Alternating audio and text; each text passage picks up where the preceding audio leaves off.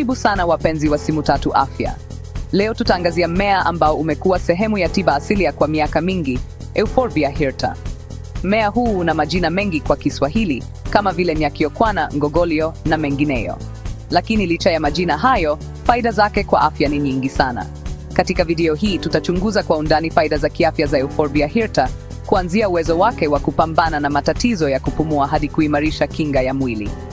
Tutaona jinsi mmea huu unavyoweza kutusaidia kuishi maisha yenye afya bora. Na kabla sijaendelea, usisahau kutembelea blogu yetu kwa maelezo zaidi na ushauri wa kitaalamu kuhusu afya. Pia, tufuatilie kwenye mitandao yetu ya kijamii kwa taarifa na elimu zaidi kuhusu afya. Je, unajua kuwa Euphorbia hirta ni mkombozi wa kweli kwa wale wanaosumbuliwa na matatizo ya kupumua? Hasa kwa wale wenye pumu. Mmea huu umeonekana kuwa na uwezo wa kupanua mirija ya hewa na hivyo kurahisisha upumuaji. Lakini si hivyo tu, Euphorbia hirta pia husaidia kupunguza kikohozi kikavu kinachosababishwa na mafua au mzio. Hii ni kwa sababu ina kemikali ambazo zina uwezo wa kupunguza uvimbe kwenye koo na mapafu. Tumbo la kuuma, kuharisha na gesi tumboni ni dalili za kawaida ambazo zinaweza kukufanya usihisi vizuri. Lakini usijali, Euphorbia hirta iko hapa kukusaidia. Mmea huu una kemikali zinazopambana na bakteria hatari wanaosababisha magonjwa ya tumbo. Pia husaidia kupunguza maumivu na kuvimba tumboni na hivyo kukupa nafuu ya haraka. Vidonda sugu vinaweza kuwa visivyoisha, lakini Euphorbia hirta inaweza kuwa suluhisho unalohitaji. Umewahi kujiuliza ni kwa nini babu na nyanya zetu walikuwa wakitumia mimea kutibu majeraha? Euphorbia hirta ina sifa za antibacterial na antiseptic ambazo husaidia kuzuia maambukizi na kuharakisha mchakato wa uponyaji wa vidonda. Chapter 4. Hurekebisha mzunguko wa hedhi. Kwa wanawake, mzunguko wa hedhi usiokuwa wa kawaida unaweza kuwa kero kubwa. Lakini je, unajua kuwa Euphorbia hirta inaweza kusaidia kurekebisha hali hii? Mmea huu umekuwa ukitumika kwa muda mrefu sana katika tiba asilia kusawazisha homoni na kurekebisha mzunguko wa hedhi. Chapter 5. Husaidia kudhibiti kiwango cha sukari mwilini.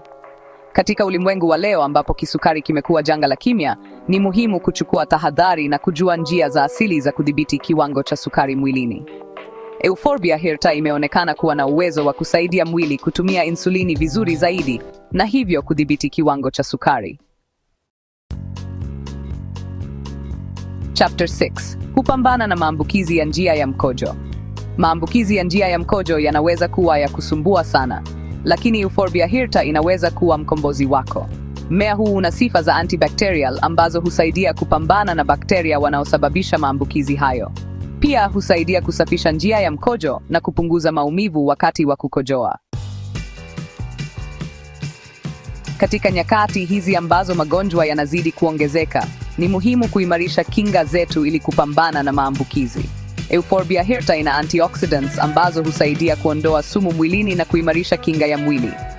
Mmea huu huongeza uzalishaji wa seli nyeupe za damu ambazo hupambana na magonjwa.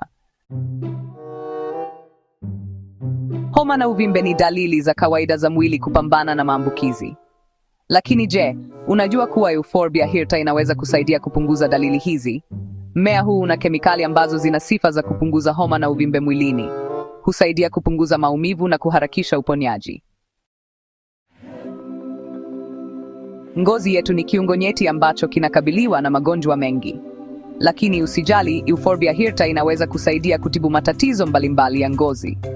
Mmea huu una sifa za antifungal na antibacterial ambazo husaidia kupambana na fangasi na bakteria wanaosababisha magonjwa ya ngozi kama vile ukurutu, chunusi na miwasho. Kabla ya kutumia Euphorbia hirta, ni muhimu kuchukua tahadhari. Kwanza, hakikisha unatumia kiwango sahihi. Matumizi ya kupita kiasi yanaweza kusababisha madhara. Pili, wanawake wajawazito na wanaonyonyesha wanapaswa kuepuka kutumia mmea huu bila kushauriana na daktari. Tatu, Euphorbia hirta inafaa kutumika nje ya mwili tu. Mwisho, ni muhimu kushauriana na daktari wako kabla ya kutumia mmea huu, hasa kama unatumia dawa nyingine au una tatizo la kiafya.